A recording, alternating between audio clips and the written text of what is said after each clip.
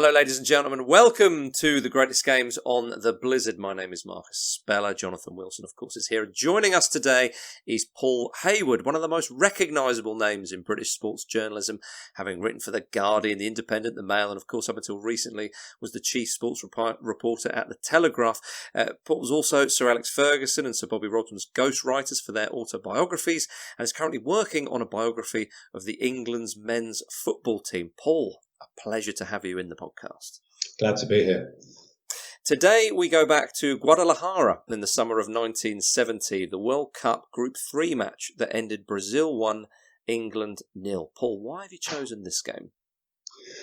Well, I think that if any game in international football qualifies as a turning point, this one does. It was the beginning of the end for England's golden age, really, of 1966 to 70. In which time they won the 66 World Cup, finished third in the European Championship of 1968, and went to Mexico in 1970 with arguably a stronger squad than they had in 1966. And at the same time, although Brazil had won the World Cups of 1958 and 62, this was the coming of age, I think, in Mexico of probably by consent, the greatest international football team we have seen. And the beauty of this game, I think, is that England provided genuinely stiff opposition for Brazil. And Brazil remembered the game as the hardest they faced in the whole tournament in Mexico. So Brazil were very much on the way up and England were very much on the way down. This game ended that period, the period in which Alf Ramsey was successful as England manager, and it began the slide into the barren decade of the 1970s. And the game itself was tightly fought and a fascinating spectacle in itself, but it's the symbolic importance of that game that really stands out for me. Yeah, it's a very iconic game, Jonathan. Oh, and it's a really good game. I mean, it's slow, which you expect partly because of the period, but also the heat and conditions in Mexico. But it's an incredible, tactically, it's an incredibly interesting game. And there's loads of elements of it which feel modern. So, for instance, England fullbacks are very, very attacking, which you sort of think as being a sort of late 90s development. But you look at Tommy Wright and Cooper here, and they're both getting up and down all the time. And so, yeah, it's... I think Paul's right. I think it actually stands on two fault lines. So there's that fault line of England on the way down, Brazil on the way up. But I think it also stands on a tactical fault line, and I think that's where it's a little bit more blurred.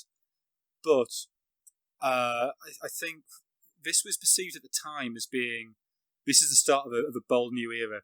This is the first World Cup broadcast on satellite TV. We get colour pictures for the first time, which I think adds to the impact. Although obviously not everybody had colour TVs, but there is this sort of sense of the exotic and the modern about Brazil. And actually, it's an old-fashioned form of football. But they're not playing, they're not pressing, they're not playing the sort of integrated system-based football that would come to dominate. And so, in a sense, it's the end of the old romance, and not the beginning of a new age at all. So it's those two intersecting fault lines of England to Brazil, but also of the last flowering of this sort of great football of individualism. Yeah, there's a lot going on there, as you say, Jonathan, with this World Cup. I mean, Paul, it is one of the most iconic World Cups, as Jonathan's spoken about there. But the backdrop of Mexico as well, the sort of sunshine beating down, the huge stadiums, it was an amazing occasion. Yeah, it was, and England for once prepared really well for it. They left Britain a month before the tournament, and they went trawling around South America to try to get acclimatized. But they couldn't really prepare themselves for the fact that this game kicked off at noon to suit British television, and it was played at a peak of 98-degree heat. Some of the England players lost 6 to 7% of their body weight in that game, and there is the caveat, of course, that it was a group game. And both those teams knew that they would almost certainly progress. England had beaten Romania 1-0 and Brazil had beaten Czechoslovakia 4-1. So it wasn't a kind of live or die knockout game, but at the same time, it achieved this incredible quality and intensity, and the teams were very well matched. And you're right. I I think even if you weren't alive during the World Cup, you start looking through the footage, everybody looks well and healthy, and everything is brightly lit, and you feel that you're watching the end of an era, really, the end of that sort of 1950s, 60s period. Culminated. Football went off in all sorts of interesting new directions in the 70s. Paul talks about England's preparation for the tournament. Of course, it wasn't all ideal when they went to Colombia, was it? No. Yeah, I mean, shall we touch on that briefly, if we must? Jonathan, Bobby Moore being accused of theft. Yeah, I mean, still nobody quite knows what happened, but yeah, England had played in Colombia. Then they went off and played a game in Peru. Is that right? Somewhere else, and they ended up going back through Bogata to get up to Mexico. And when they're back in Bogota, it's in the Tequendama Hotel, which is still there in Bogota.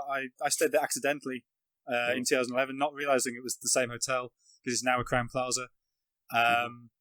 And yeah, an assistant in a jewellery shop in the hotel accused Bobby Moore of stealing a bracelet. He ends up arrested and placed in house arrest for a while. And her story falls down pretty quickly, because she says he put the bracelet in a pocket in his blazer, in his official blazer, and there was no pocket where she said the pocket was. But then there's other suggestions that maybe Bobby Moore took the fall for younger squad members who'd sort of been playing a prank. So it's still very unclear as to exactly what did happen. But what ends up happening is Bobby Moore is left behind, the rest of the team goes to Mexico, and when Bobby Moore turns up, it's added to his legend that he's sort of unflappably dealt with all this. Well, an interesting thing about him turning up late as well, I think he turned up 3 days before the game, and he'd lost a lot of weight in custody, understandably, with the stress of it all. So he turned up very light for the game, had, I think, one training session. Alf Ramsey thrashed him through this training session, didn't give him any leeway at all, and in the game played quite magnificently. I mean, the 66 final, the more times you watch that, the more you realise that Bobby Moore's composure, passing, anticipation, presence made a vital difference in the 66 final. But if you watch him very closely in that game against Brazil in 1970, his timing, his interceptions, his vision and awareness are absolutely sublime. And it's hard to believe that a few days earlier he'd been in custody and looking at a possible prison term. I mean, Paul, how did Alf Ramsey approach this tournament? You know, England going in with huge expectation. They were the world champions, for crying out loud. Was it a similar style that he was wanting to play in 66? You know, a few different faces in there, of course, but still a number of the same players were still there. Yeah, as John said, it was actually, they were more adventurous in many ways in 70 than they were in 66. And later, in the early 70s, Ramsey began to be heavily criticised for being too negative and dropping back into this rigid 4-4-2 formation. But I mean, an example would be, John mentioned Terry Cooper. Ramsey picked an attacking left back who really wasn't that great at defending. And if you look at the West Germany game a bit further on in the quarterfinals, Cooper is culpable in at least one of the West German goals because he didn't defend as well as he attacked. But in the Brazil game, you see him and the other right fullback, Tommy Wright, flying up the right-hand side. So I think there was a verve and a confidence about the 70 team that the 66 team didn't have because they'd fallen back on regimentation and physical strength and organisation. Yeah, what about the Brazilians, Jonathan? I mean, we know a lot about this side now, but going into the tournament, Brazil, obviously 66, it hadn't really worked out well for them, but we knew 58 and 62, they'd won the tournaments, and they still had the big man Pele up front. What was their kind of sort of preparation and the feeling in the Brazil camp going into this? It's odd in that, the cliche Brazilian football is, you just grab 11 players off the beach, which clearly is nonsense. So it's both much more organised than Imagine and also much more chaotic. So they went on a NASA training course to get them fit to play in Mexico. And the military government saw absolutely the propaganda potential. General Medici just taken over. He was the most authoritarian of Brazil's dictators. He was desperate for the victory.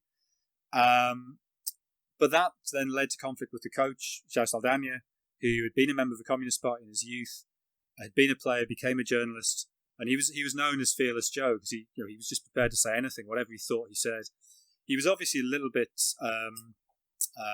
let's call him unpredictable, as being a polite way of putting it, in that he fell out with an opposing coach and chased him with a gun to his hotel.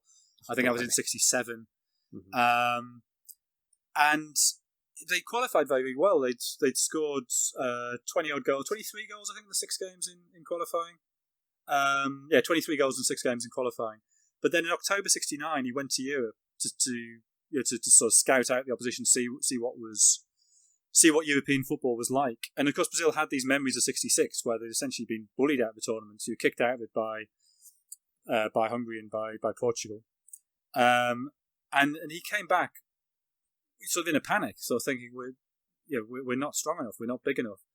And the phrase he used was, the European teams with the best boxers and wrestlers will win it. And so he instituted this conscious program of picking bigger and stronger players. He raised the average height of a team by 3 inches. Well, he picked players who were big enough to raise the average height. He didn't stretch them. I was about to say, unpredictable joke. But this sort of leads to this sort of consternation in Brazil. It's sort of, hang on, we're abandoning everything that makes our football great. And then in March 1970, they had 2 back-to-back warm-up games against Argentina. And for the first of them, he dropped a forward called Dario.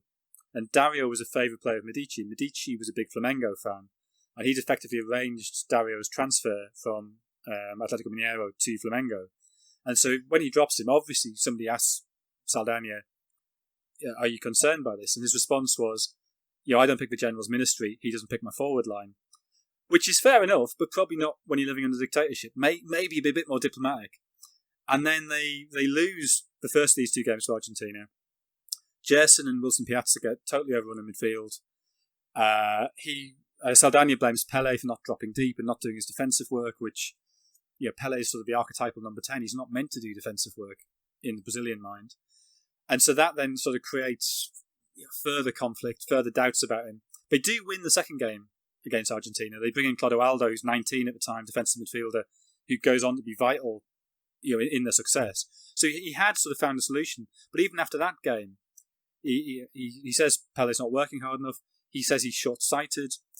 He says that Tostão is mentally unbalanced. He says Emerson Leão, the reserve goalkeeper, says his arms are too short to be a goalkeeper. Whichever is, you've lost it. And he gets sacked. 2 coaches then turned down the job. Obviously, sort of, Dino Sarni was one of them. I don't remember the other one. But you're both sort of thinking, this is a bit of a poison chalice. And Mario Zagallo takes it on. But the results leading up to the tournament really aren't that impressive. And it seems that Zagallo's not really running the team. There's this group of senior players called the Cobras, Carlos Alberto, Pelé, and Gerson, being the sort of 3 dominant figures in that. And it's them who pick the side. And they end up with this formation that's very hard to pin down. That it's sort of a 4-2-3-1, except much more fluid than that. And it's got Rivellino, who's a winger, sort of playing on the left but cutting in field. And that sort of balances out Jorginho on the right. But Gerson and Clodoaldo at the back in midfield, that gives them the basis. Clodoaldo's athleticism and Gerson's long-range passing, although Gerson actually doesn't play against him. Paulo Cesar comes in for him. Mm-hmm. Yeah, Mario Zagallo's an interesting figure, Paul. He's had quite the time. He was a player in '58, obviously won the World Cup then. He won the World Cup here, and then came back to manage the side in '98, if my memory serves me correctly, where they reached the final. An amazing figure in Brazilian international football. Yes, he is, and I think he was one of those managers that understood that in some countries a light touch works best. A dictatorial. I mean, there have been dictatorial managers of Brazil, but I think Zagallo understood the team and the culture at that time so well, and he understood that his job really was to not get in the way of a successful Brazil team. And it had a kind of intuitive style of management, which returned, as you said, later on in his career. But he was, that team was interesting because the reason they didn't like playing England was because England didn't go man for man. A couple of the Brazilian players explained this later. Pelé explained it probably more later, that the teams who went man for man against Brazil, that didn't worry them at all because they could beat the man for man marking. They could play around it. But England played a slightly looser marking system, although Alan Mullery tried to stick to Pelé all the way through this game in 1970. He used the phrase, he said, I was in Pelé's trousers. He didn't get quite that close, but he was certainly close to him. So Mullery certainly tried to man-mark Pele, but the rest of the team played a slightly looser system, which Brazil paradoxically found harder, and they found England harder to play against than any of the other sides they played in that tournament. Okay, all right, chaps. Well, let's have a quick break, and then we'll talk about the match itself. Welcome back to the Greatest Games on the Blizzard, everybody. So then, gentlemen, the teams line up in Guadalajara.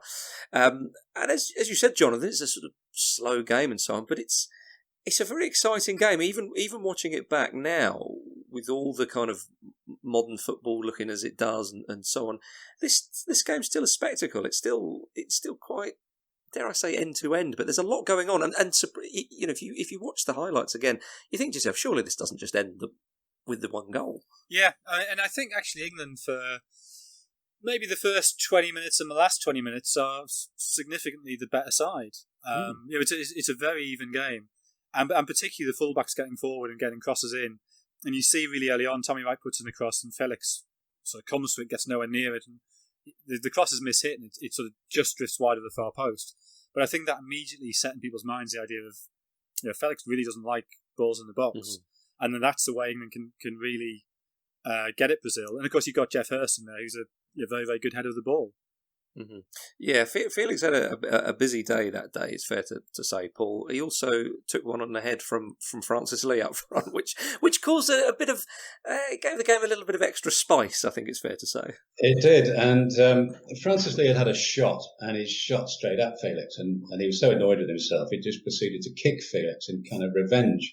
That doesn't sound like Francis Lee at all. But he should have scored, though. It's a really good chance. He should have scored. He should have scored, but he paid for it. I think just before half-time, I believe it was Carlos Alberto went over and took revenge on Francis Lee, and then apologised to him for taking revenge. So it was a kind of it was a game that was played in this kind of remarkable spirit. It was very physical. It was very intense, but both teams were very respectful of one another. So when they kicked each other, there was this weird civility about it. But Zagallo called it later a game for adults, and that's quite a good description. I think what he meant by that was it was a full-blooded game, and everybody on that pitch had to turn up physically. And the thing I should have mentioned about the England team as well is they were absolutely hated in Mexico and in South America as a result of the hangover of '66. So the South American countries in particular obviously thought they'd been unfairly favoured by referee appointments by playing all their games at Wembley, and most notoriously by the Jeff Hurst shot that probably didn't cross the line in the final. So by the time they got to Mexico, England were hated. Alf Ramsey made no attempt whatsoever to kind of win over the local populace. And so on this pitch in Guadalajara, when they're playing Brazil, they're subjected to this kind of intense hostility from the crowd, this hatred. You couldn't get a bigger contrast from '66 and Wembley and the big hug of Wembley. So that's I think that's another thing to their credit, really, that they were able to deal with that or ignore it and play Brazil on their own terms and play Brazil almost at their own level. Yeah, I think sometimes as Englishmen we either don't realise it or we forget, Jonathan, just how poorly received the '66 World Cup was received around certain parts of the world. I mean, we can, you know, you choose my words carefully, you know, South Korea in 2002, sometimes, you know, we might have the odd suggestion here and there, but it's quite a strong feeling in parts of the world. Yeah, I mean, I guess it's sort of the two incidents which come together. So the fact that an Englishman, Jim Ramsey, refereed West Germany against Uruguay, and a West German, Rudi Kreitlein, refereed England against Argentina, and Argentina have one man sent off, Uruguay have two sent off. And this is seen as being a European stitch-up.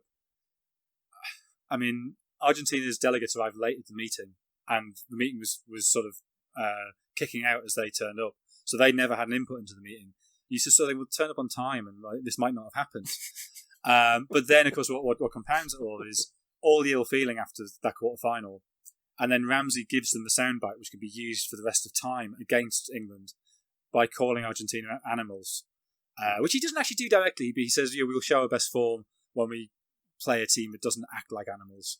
And that animals comment is, you just hear again and again and again this sort of English disrespect for South America and I guess, Latin America, I guess, which is why Argentina and Mexico all had this animus against England.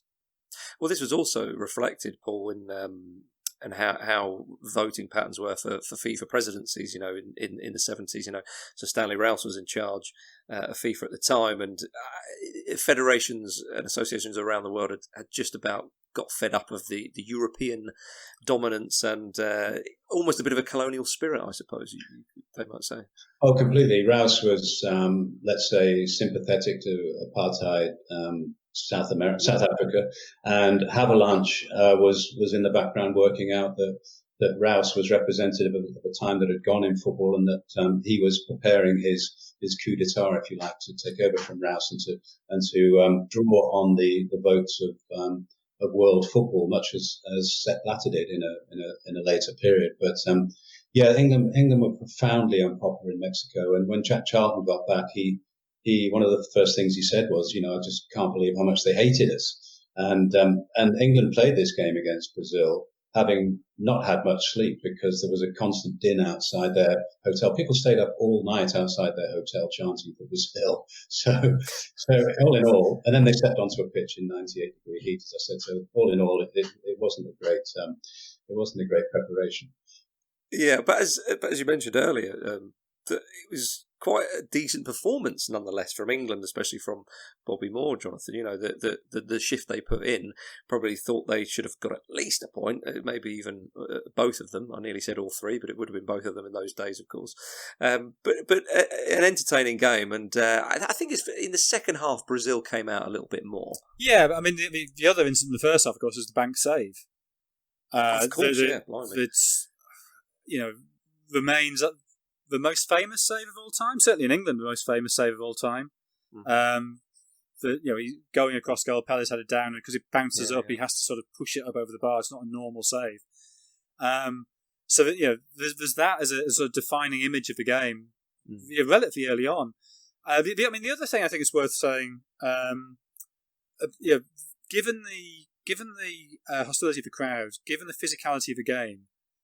The fact it continues to be played in a good spirit, I think you've got to give a huge amount of credit to the referee, who is the Israeli Abraham Klein, who every time I read anything about him, and Rob Smythe did a really good interview with him for The Guardian, I don't know, probably 10 years ago now, but he seems to have been the best referee in the world in the 70s, and everybody respected him, and he probably should have done the final in 78, but because he'd done Argentina-Italy, which Argentina lost in the group stage, the Argentinians managed to veto him and get a more sympathetic figure to them, i.e. somebody like a bully.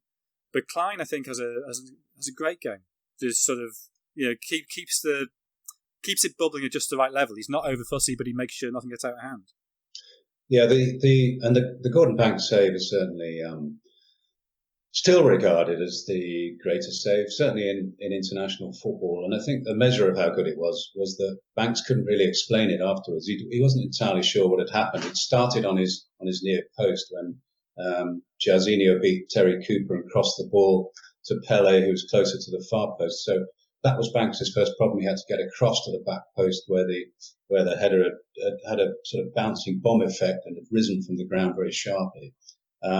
Flung himself across and intuitively and instinctively got something on it and managed to flick it over the crossbar, but couldn't really explain how he'd done it. But Banks had been in really good form from the minute they left England. He said that he felt sort of unbeatable, and on the training ground he was challenging the England players, the best strikers of the ball, to try and beat him in training, and none of them could. So he went into the tournament thinking, I am absolutely in my prime. I'm ready for this. Nobody's going to beat me. And he was beaten, actually, by Jairzinho, which we'll come on to for the goal. But nevertheless, his goalkeeping was at its height. And he came off the pitch more devastated, I think, than any other England player. Not just because he'd made this astonishing save and still lost the game, but because he felt that England were more than a match for Brazil, and he came off the pitch saying, I think I expect to meet them in the final. We know what happened in the quarterfinal against West Germany. Peter Bonetti took over. Banks had an attack of gastric flu or food poisoning or whatever it was, and that certainly had a huge effect on that quarter-final against West Germany. But it is amazing to see Gordon Banks in Mexico in 1970 in this absolutely indomitable position as a goalkeeper. And everybody I've spoken to for my book research says the same thing about him, which was that he was a sort of goalkeeper of mesmerizing kind of agility and he was an acrobat, really. He didn't even look like an acrobat, did he? He didn't look particularly impressive physically. He didn't look like an athlete, really. He looked a bit maybe sort of disproportionate or something, but and like he didn't train that hard. But my God, he was elastic and intuitive and very hard to beat. Yeah, it's a great shame that we don't have the camera angles and all that you do nowadays in watching football, because we've seen that sort of the camera angle that we have, but it would have been amazing to see that from a camera in the goal or something like that. And as you say, his reaction when he can't explain it, his immediate reaction, he looks almost sort of dumbfounded. He sort of looks around as if to say, I don't, that seems to have been, even when thinking about it, that seems to sum it up. That well, that and moment, Pele's reaction is the same. Pele can't believe it hasn't gone in. But I guess in Pele's point of view, it's a great cross. He's met it perfectly. He's headed it down, and we've got a corner out of it. Well, he's reeling away in a celebration. You would think, you as a striker like Pele, who scored all the goals that he did. You would know when you hit that and you think, that's in the corner. I know when it's going to be a goal, and as you say, Jonathan, he's a bit like, I was expecting a bit more than a corner, but of course it was. But yes, and going back to when I jumped the gun early, Brazil in the second half, they did come out, and we began to see a little bit more of the sort of dribbling skills of Jairzinho and Tostão and so on. Yeah, that first 15, 20 minutes of the second half, Brazil are definitely on top. There's the really good Rivellino chance when he cuts in from the right. And his shots, I mean, Banks, I guess, does well to beat it away, but the shot's relatively close to him. But yeah, Brazil are definitely on top. And then just before the hour, they take the lead. It's a really good goal. I mean, it's a lovely goal. It is. Yeah, Tostão's bit of skill to create space and a perfect cross. Pele's touch to sort of, even though it takes him away from goal, it creates space and opens up the angle of his body and then just slips it out to the right. It's a pass not dissimilar to his pass to Carlos Alberto in the final. In that he just opens his body, plays it out to somebody overlapping on the right.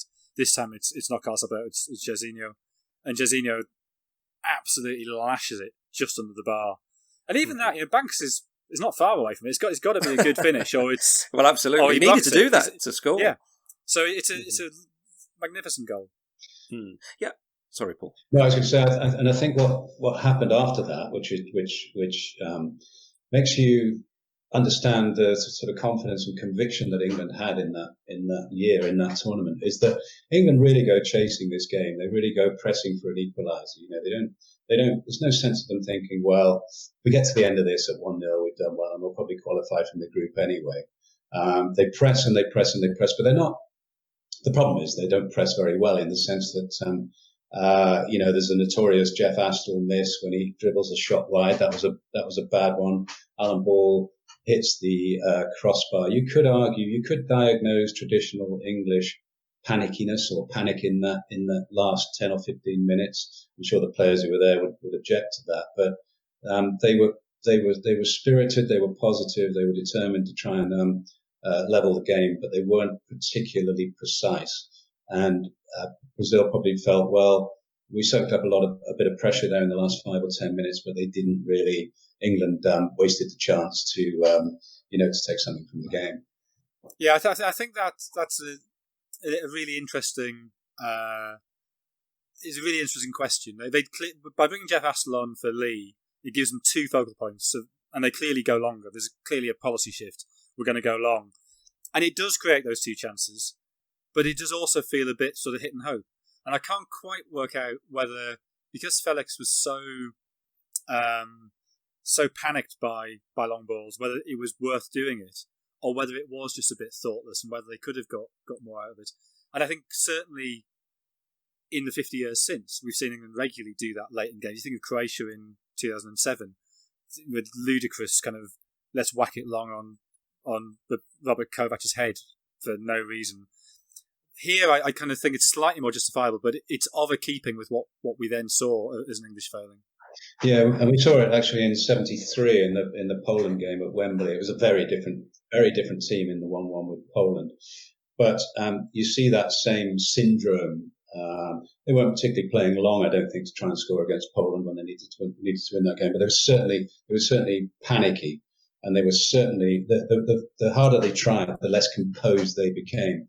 So I suppose if you're looking for kind of thematic connections between England's shortcomings, you might look at that as one of them. That lack of composure. I mean, even Iceland in 2016, you see the same thing, right? I was going to mention that. Yeah, absolutely. Yeah. Maybe there's a pattern there. Yeah, it seems to be the default setting, which perhaps we've still not shaken ourselves out of. But let's see. Going back to the game and Bobby Moore in particular, as you said, Paul, an amazing performance, and one that won him a lot of accolades, most notably from Pelé, of course. Yeah, and my point earlier about how much weight he'd lost and the ordeal he'd been through is apparent in that picture of him swapping shirts with Pelé. Because when Bobby Moore takes his shirt off, he's seriously skinny. He looks like a jockey, and you can see there what the game and what the build-ups to the game really took from him. But at the same time, in the game, we all know that Bobby Moore, the one thing he didn't have was pace, particularly. And in that game, he was playing a really quick fire, lightning Brazil side. Although the game wasn't particularly fast, as we said earlier, but it's the way you see Bobby Moore working to his own clock. Really, he's working to his own time frame every time he intervenes, every time he steps across. Every time he pokes a leg out and just pinches the ball off an opponent's foot. There's no violence in any of his tackling. There's no force really. It's just extraction of the ball all the time through timing and awareness, and it's quite mesmerising actually. A defender with clean shorts, you might say, and clean tackling, yeah. Yeah. Jonathan, one of the players that was a standout player for Brazil in that tournament is the man you mentioned. He got the goal, Jairzinho. An amazing player, and that goal he scored, and as you mentioned, it was the pass from Pelé, similar to the great goal in the final. The two goals that leap out from this Brazil side from this tournament, it shows you that they weren't just a group of individuals. Yes, of course, they had phenomenal players like Jairzinho and Pelé and so on, but they could also play as a team as well. Yeah, I mean, when I say that they're sort of the last of the individualist generation or individualist era, I guess what I mean is they don't press. I mean, pressing has sort of become part of Soviet football and Dutch football and English football in the mid to late 60s, and they don't do this. So when Saldana is talking about his fear of the physicality of European football, that's part of what he's talking about. It's not necessarily that European players are bigger; it's that they're closer because of pressing. But yeah, they clearly have a coherent plan of how to attack, and in a sense, Jorginho being a right-sided forward who is their main goal-scoring threat is a very modern idea. That you in the same way Mohamed Salah does it for Liverpool. That if you have your striker coming in from wide, it changes the angles. It makes it much harder to pick him up. Mm-hmm. Should the left back be picking him up, or should the left side centre back be picking him up? Can he hit that gap between them? And so yeah, he scores in every game in that tournament, doesn't he? Wins the Golden Boot, and neither Tostão nor Pelé are classic centre forwards. They're both what Brazilians call a ponta de lança. The point of the lance, the number 10, the head of the midfield, rather than the sort of the focal point up front. So the fact you've got the two of them, both of them capable of dropping deep, often they drop deep at the same time, and that creates the space for Jorginho to break into, and that's then balanced by Rivellino playing in a more withdrawn role on the left, so they don't get overrun in midfield, which is what happened in that first game against Argentina. So although Zagallo quite rightly takes the plaudits, Saldana's idea of bringing Clodoaldo in and recognising that fault, that they were getting overrun in midfield when it was just Gerson and Wilson Piazza, he was right. He just didn't have the personality to put it into action. Yeah, I think Paul, there are similarities with England and Brazil from this moment at this tournament, or from the tournament, shall I say? Brazil going on to win it. That you mentioned it was the end of this kind of little golden period for England, having won the Cup in '66, and then brought a very, very talented side to 70. And of course, Brazil, we all know about that side. 74 England aren't there. Brazil are, and they do go deep in the tournament, but it's not quite the same. These two sides, when you watched, or if one had watched that match in 1970, you wouldn't have predicted what would then happen. Obviously Brazil would regularly qualify, but they wouldn't win it again until 94. Brazilian football fans very disillusioned with teams other than 82, you would probably say. And England, of course, wouldn't qualify again themselves until 1982. No, it's remarkable. And there was another moment of symbolism in the next game when England beat Czechoslovakia in their final group game, and everybody called it a kind of routine win, and that's what you do. You beat Czechoslovakia in a tournament. Well, 6 years later, Czechoslovakia are European champions, and England go. The West Germany game, the quarterfinal, is England's last game in the finals of the World Cup until 1982. They absolutely take a dive in the 70s all the way through those tournaments, and but this is why I picked this game out, because you'd never have guessed that was going to happen when you were watching this game against Brazil. You might have done in the West Germany game where they threw away a 2-goal lead, and frankly, some of the defending was really abject in that quarterfinal. That if you were breaking those West Germany goals down now with Gary Neville and Jamie Carragher, you'd be watching it all night, picking out the mistakes. So something went badly wrong for England in that West Germany game. It wasn't the team, Peter Bonetti notwithstanding, it wasn't the team, it wasn't the performance of the Brazil game. And you start to feel that disintegration of Alf Ramsey's regime, but the disintegration of England as a presence in international tournaments. But nobody would have guessed that it would happen so quickly and so dramatically right the way through the 1970s. Yeah, I think that process you talk about, you can trace it over 5 games against West Germany. So 66 final, England, okay, they need extra time, but they're the better side. The Hurst goal notwithstanding, they deserve to win that game. They are the better team. And they'd never lost to West Germany at this point.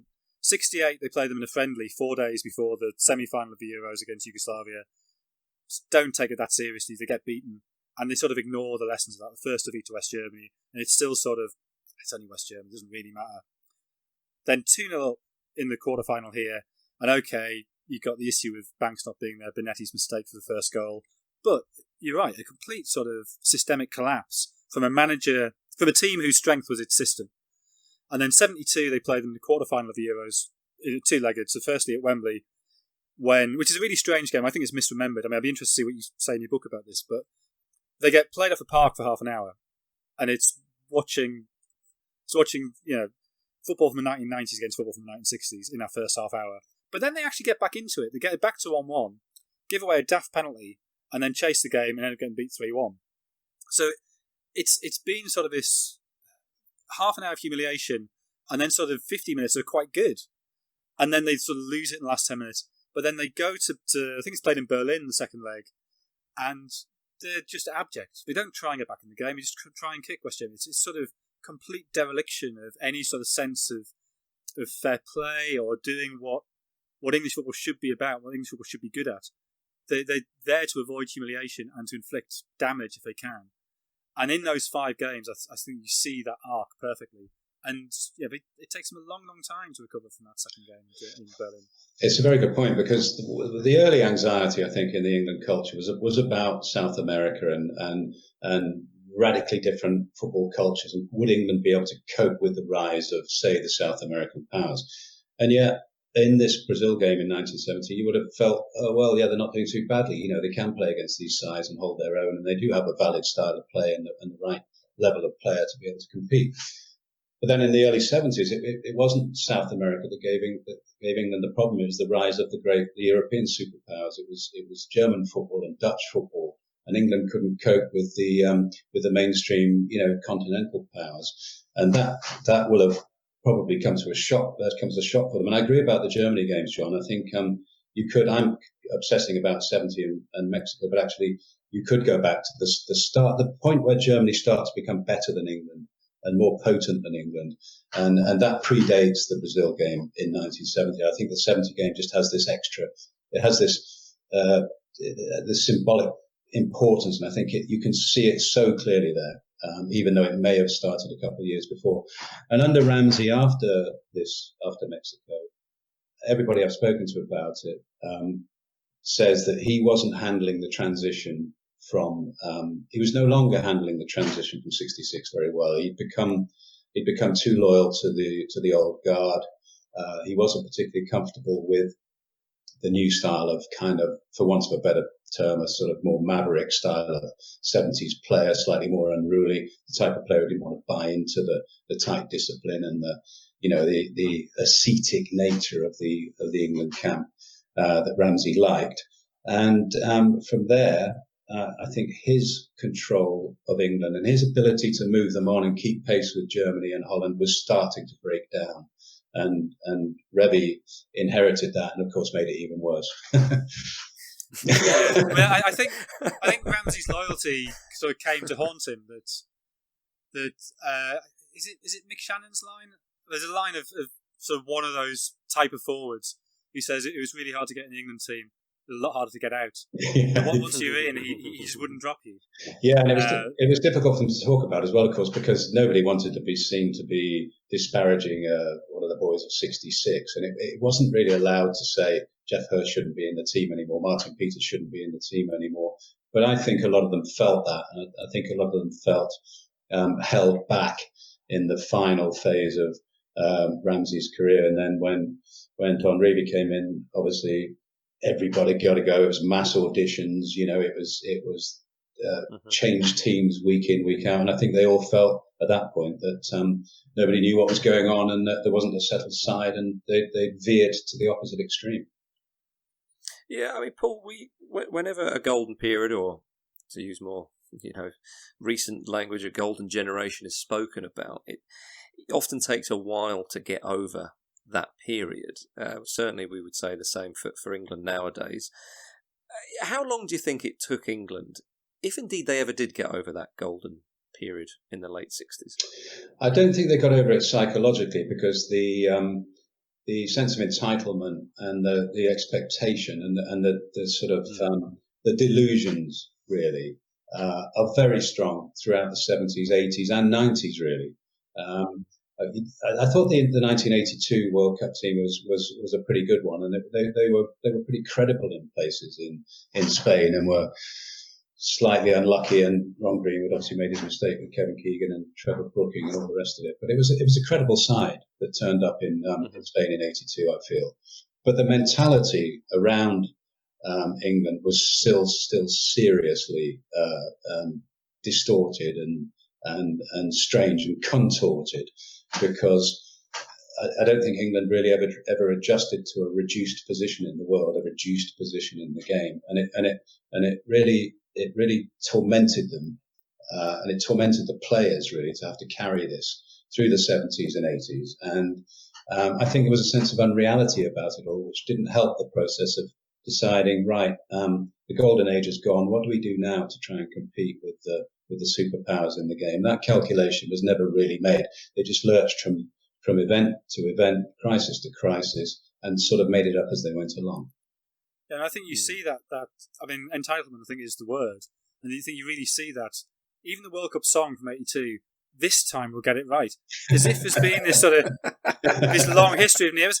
You won it 16 years ago, lads. You haven't even been in the last two. Absolutely, yeah.